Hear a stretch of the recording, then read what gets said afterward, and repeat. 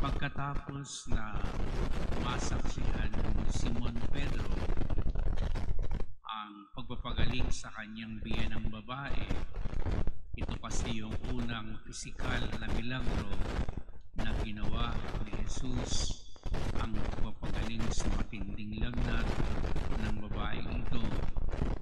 Ayun naman, isa na namang himala ang kanyang nasaksihan.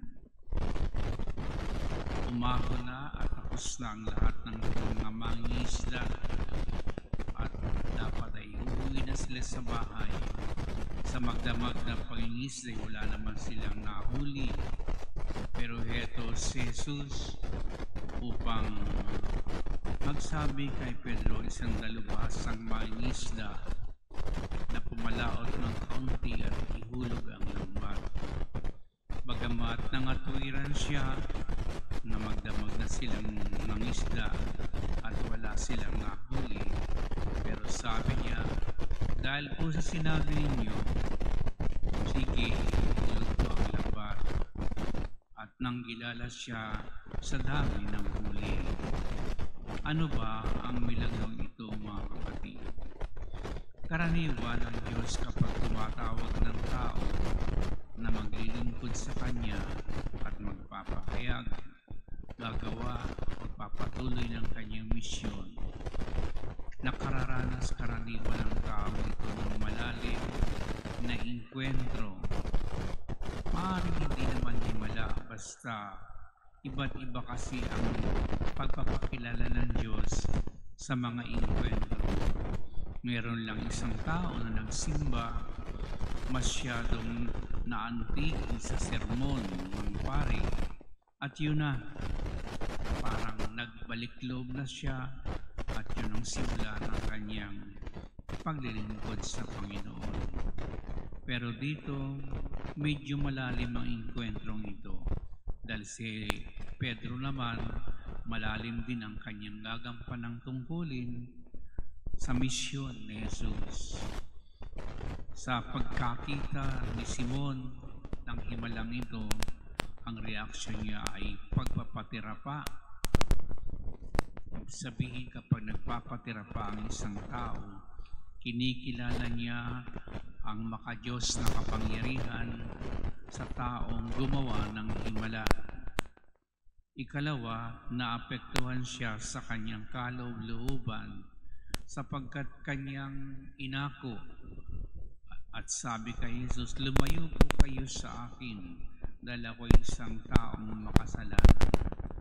Masyado siguro malakas ang liwanag ng himalang ito kay Simon, kaya maging ang kanyang maliliit na kasalanan ay nakita niya na nagpapatotoo na hindi talaga tayo worthy sa pagtawag ng Diyos. Kaya sinasabi natin, bakit ako? Hindi naman ako karapat dapat dyan. Dahil nakikita natin ang ating kaliitan, ang ating kawalan at mga kahinaan. Bakit tayo ang tatawagin ng Diyos? Ganyan ang nadama ni Simon Pedro. Pero ang sinabi ni Jesus ay isa lamang, huwag kang matakot.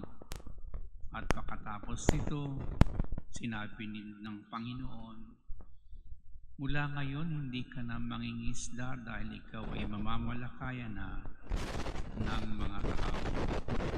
Iyon ang maliwanag na pagtawag ng Diyos sa Kanya, dahil yung pananampalataya at pagkatao ni Pedro ay talagang nagbago. Nakita niya ang kagandaang loob ng Diyos sa ginawa ng Panginoon, kasi siguro sa talang buhay niya, yun doon pa lamang siya nakakita ng ganong karaming huli.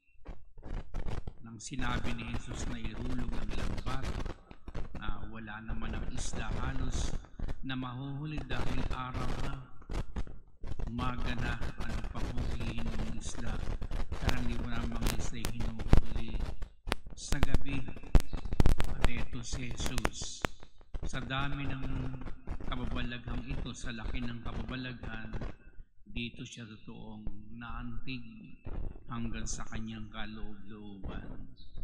At nang sabihin na si Jesus ang pagtawag na ito, maging ang mga anak ni Zebedeo ay sumama na rin at sila ay naging tagasunod ni Jesus. Karaniwan mga kapatid, tayo ay ganuman kaliit ang ating ginagampanan sa ngalan ng pananampalataya. Meron tayong vocation story, na itong vocation story ni Pedro at ang mga iba pang alagad.